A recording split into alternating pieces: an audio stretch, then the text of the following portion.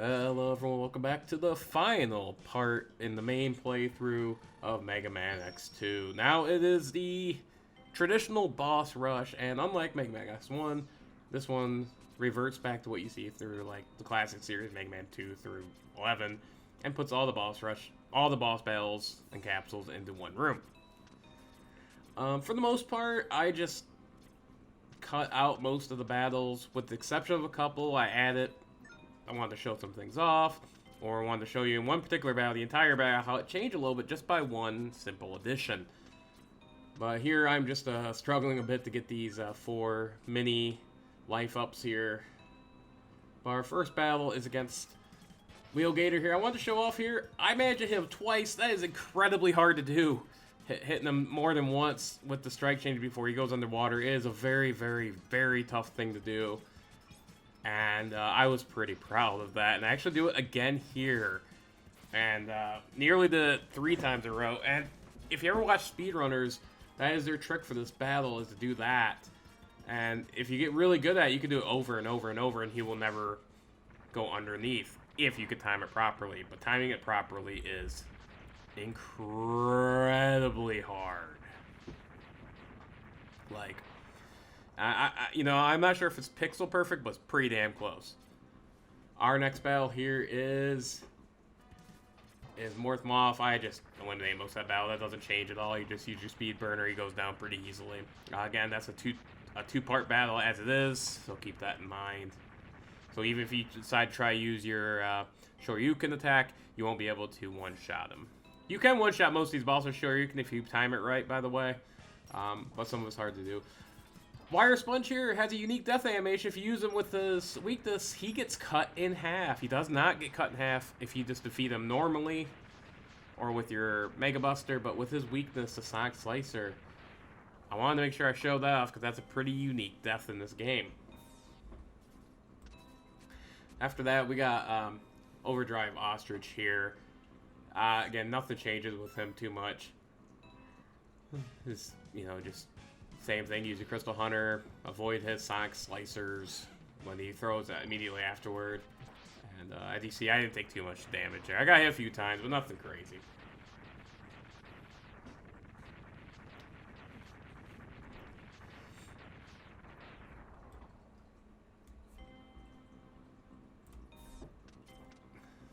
Next up. Now, this is the battle I kept in Bubble Crab. It changes. You notice there are spikes on the ceiling, and they're pretty low. This battle is different.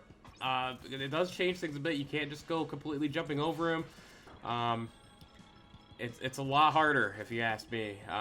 Makes this battle somewhat difficult, to be honest with you.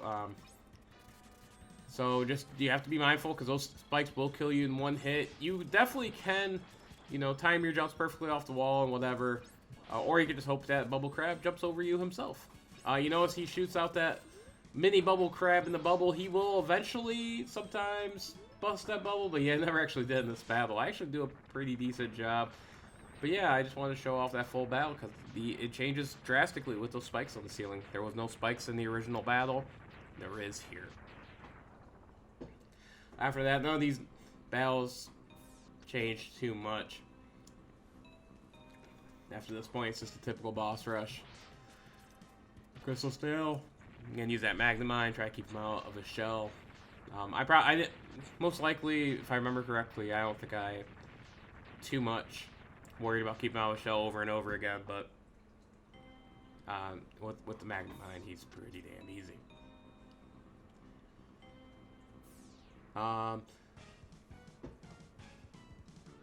Flame Stack here, he actually stays in his blue state. If you remember from the original battle, he started with red flames and then switch to blue midway through. If you let him, you actually don't have to let him with the bubble splash. But I was calling this Bubble Lead in the last part.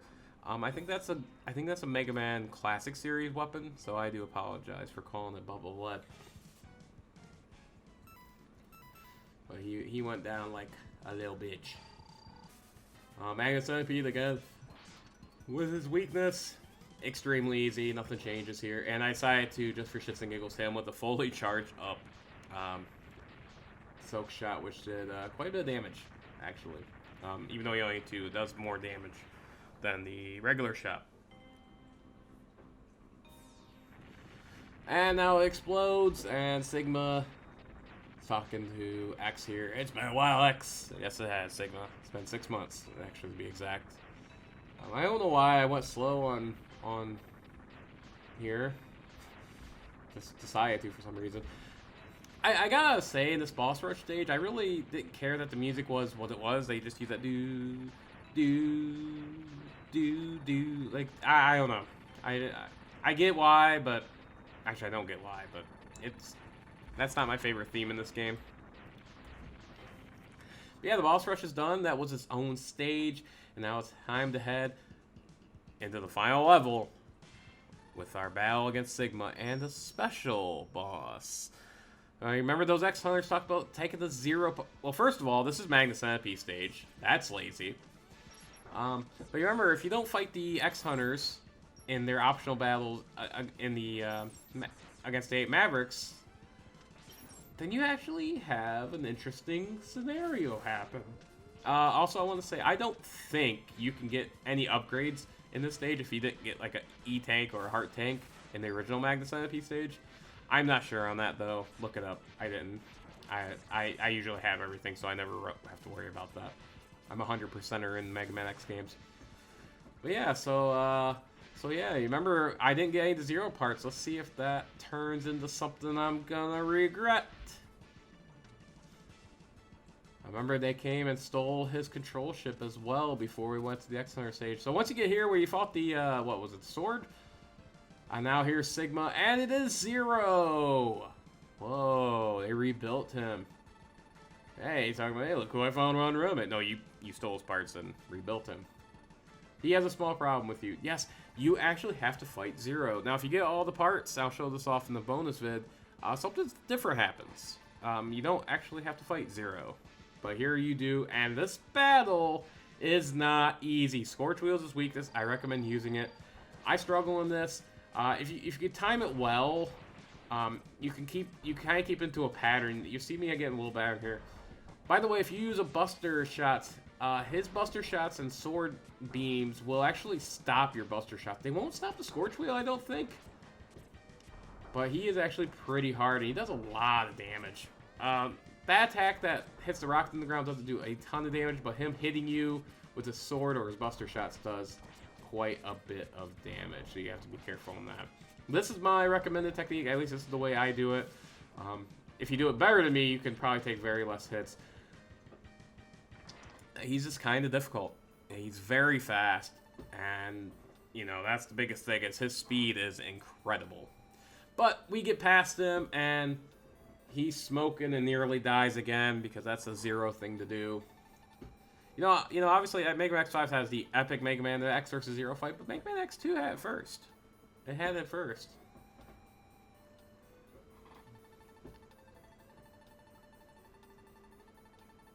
And it's not an easy battle. In fact, I'd say, without his weakness, this is one of the hardest battles in the entire game.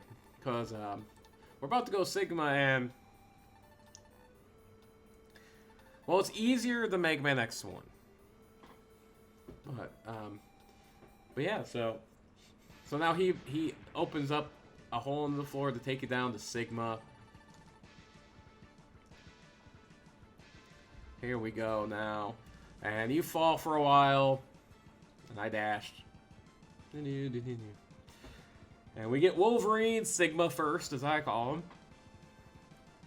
And first off, this music, badass.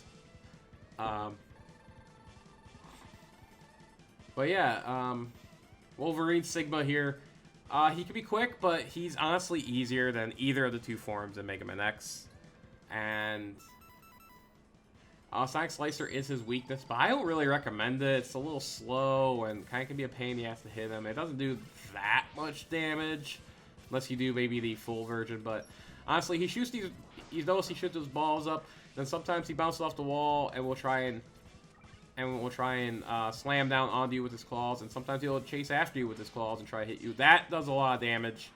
You don't want to get hit by that, but Honestly, he's not too bad in this. I came in with small amount of health, so I definitely need some E-tanks. And I recommend bringing your E-tanks, because I'm saying it's an easier Sigma battle, but that doesn't mean it's easy. Like, comparatively speaking, you know. You're gonna need sub-tanks, you're gonna need to keep your wits about you. Hit him when you're opening shots. Here you already noticed that I switched back to the Mega Buster. I don't think Sonic Slice is worth it here. I don't think any of these, and here's an attack once he gets down pretty low in health. That thing hurts for some mega damage, and he's invulnerable when he's shooting it. Honestly, though, ooh, yeah, he gets me there. I got lucky, but I also got hit at the end, so it's kind of weird. But as the first form's done, and now we go to the second form, and this form's pretty easy until he gets to until his color changes to orange. Then it just gets kind of annoying and kind of bullshit. Strike Chain is his weakness. I would recommend using that until you run out. Basically, he's in the beginning here. He's gonna fire a laser to the ground that does hurt pretty bad. He also gives you enemies, and these enemies will drop both health and weapon energy. So that's always nice. So if you can, try to kill him. Honestly, Strike Change is his weakness. It does a lot of damage. It's sometimes hard to hit some of the mooks that he sends out. And I take a lot of hits from him here. I'm playing pretty reckless, but you notice he has no health bar. That's okay because you kind of tell by his coloration. And he changes color as he gets weaker and weaker in terms of health until he gets to red. Red is a deep red is where he's getting ready to die. When he gets to like an orangish red, then things are gonna change drastically in this fight, and like I said, gets a little annoying. I keep taking hits here. I try to take pot shots with the Strike Chain there, but I just keep getting hit. I'm not going far enough away is the problem, and I take a hit here. Right here I decide, no, it's E-Tank time. But yeah, otherwise, now he's in purple.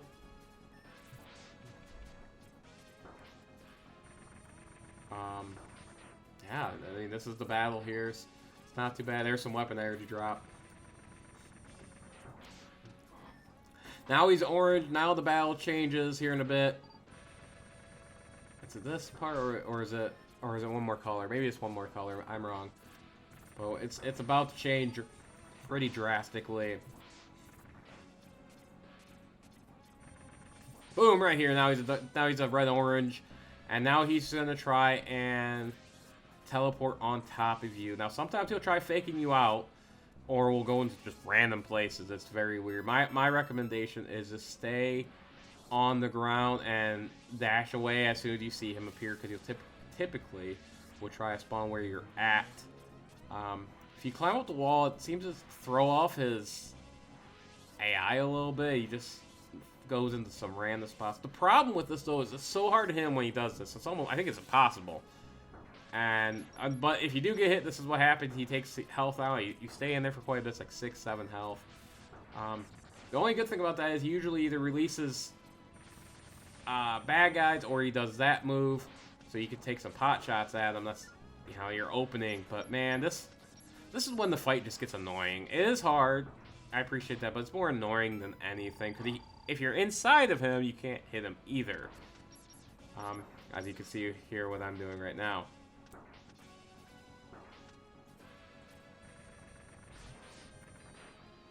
So that's where we're at here, and then he just does this over and over and over, and it just gets like I said, it's more annoying than anything, and it's definitely not as fun or as epic as the original game. Boom, there's nice. And now he's red. Now he's getting close to death here, so just keep your wits about you. Make sure you have your sub tank. You know, you should come to this point with 1, maybe 2 sub tanks if you're really good. Don't waste your opportunities like I'm doing. But even by wasting, I still not too bad. And then you know, sometimes you get big life drops, which is always swell too. So just hit him when you can, because he's just gonna keep doing this shit over and over. Yeah, I get kind of impatient in this battle. I'm just like, okay, Sigma, give me an opening here. See there, you went up the top left for no reason. That was kind of weird. Now he's gonna just do this over again. I thought right there he was going to his laser attack, but he didn't. Back and forth, back and forth. But yeah, this is all this battle is, honestly. Definitely a weaker battle than Mega Man X1, in my opinion. I enjoyed Mega Man X1 a little bit more. But now he's dead. And he complains about it. As we defeat Sigma one more time. Hip hip hooray.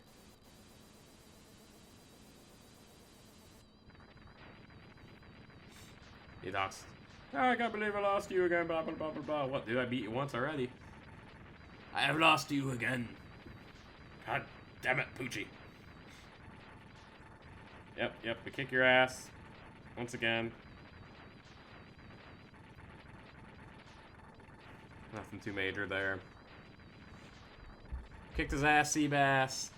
And he kind of gives you a little bit of lore on Zero. He's the last of the Doctor's creation.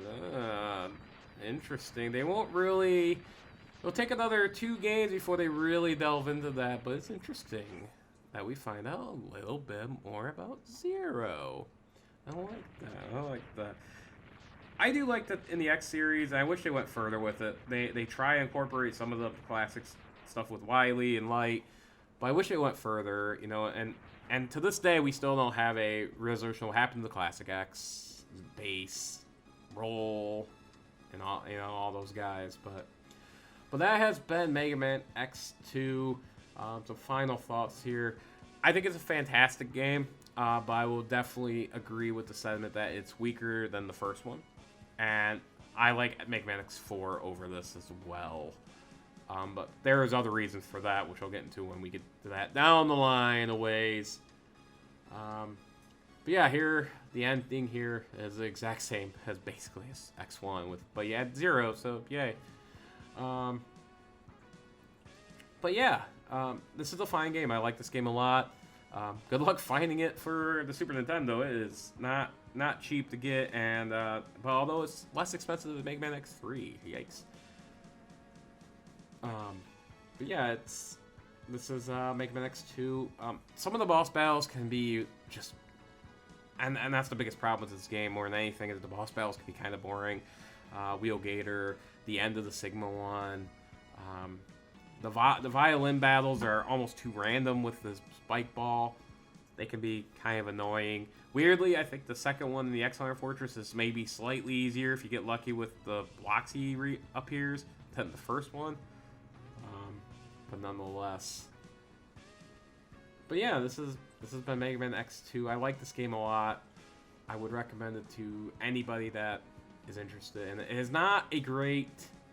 I don't think it's a good game to start in. I think the original X or X4 are good step-in games. X4 probably even more than X. And definitely not X3. Holy shit. But we'll get into X3 later. But speaking of that, so to come... so we're in the finale here in a way, but we do have a bit of a bonus vid that I want to do, which will be the next video out, where we're going to be doing, I'm going to show off the X-Hunter fights in the Maverick stages. Violin's virtually the same, except for one thing that he does, but Violin surges are quite a bit different from the X-Hunter stages, so I want to show those off at least, and I also want to show you what happens when you do get all the Zero parts. But I think that's a little bit fascinating. But yeah, so I look forward to showing that off. Again, that will be the next video. After this one will be that bonus content, and then after that we're gonna dive right into Mega Man X3 here on Zunker's gaming channel. Sorry about that. I'm leaving that in because I don't feel like re-recording. We're gonna go right into Mega Man X3's playthrough. Oh, man. Talk about step up in difficulty, man. At least in the beginning of that game. Wow. That game is hard. But we'll get into that next. But this has been Mega Man X2. It's been fun. I've enjoyed Mega Man X2 a lot. This was, again, the game that I gravitated to as a kid, more even the regular X. until I got older. Then I found X4, which I love. X4. X4 is probably my. I go back and forth between the original X and X4, but right now I'm in X4 is better. But if you like X better, fair enough. I'm not gonna argue with you on that. But yeah, we're gonna do X3. But before we get to X4, after X3, I likely will be heading into my Twitch Sunshine edit videos here on my YouTube channel, and oh boy, oh buddy, it's gonna be some rage in that one. But we'll talk about Super Mario Sunshine when that day comes down the line. But that's the current plan. Plans, as you know, the best laid plans, yada yada yada.